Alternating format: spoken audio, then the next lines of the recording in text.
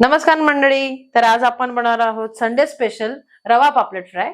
चला तर त्यासाठी लागणारं साहित्य आहे ऑफकोर्स पापलेट तर लागणारच. हळद, आलं लसूण पेस्ट, काश्मीरी लाल मिरची पावडर, मालवणी मसाला, धना जिरा पावडर, मीठ, रवा आणि कोकम मी पाण्यात भिजवून ठेवले होते त्याचं पाणी. चला तर फ्रेंड्स आपण पापलेट मॅरिनेट करून घेऊया. आपण आधी पापलेटला मस्तपैकी चिरा पाडून घ्यायचे आहेत जेणेकरून मसाला सगळा आतपर्यंत लागणार. मसाला लावून घेऊया आपण आता. आलं लसूण पेस्ट घेऊया, काश्मीरी लाल मिरची पावडर, मालवणी मसाला, जिरा पावडर, हळद, कोकमचं पाणी, मीठ चवीनुसार. छान एकजीव करून घ्यायचं आहे.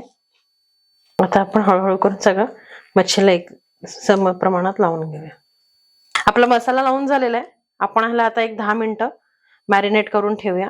आपण फ्राय करायला जो रवा लावणार आहे त्याच्यामध्ये आपण थोडंसं सिझनिंग करणार आहोत. थोडासा आपला मालवणी मसाला, लाल मिरची पावडर, धना जिरा पावडर, थोडंसं मीठ, 1 ते 1.5 पळी आपण तेल टाकून घेतलेलं आहे. लसूण असा ठेचून घ्यायचा आहे. लसूण लाल झाल्यावरती आपण पापलेट याच्यामध्ये तळायला टाकूया. आता आपण पापलेट तव्यात टाकून घेतलेलं आहे. एका बाजूने 2 ते 3 मिनिटं मीडियम फ्लेम वरती एका बाजूने फ्राय करून घ्यायचं आहे. फिश आपण दुसऱ्या बाजूने सुद्धा फ्राय करून घेऊया. गरज लागेल तसं तेल सोडायचंय कडेकडेने.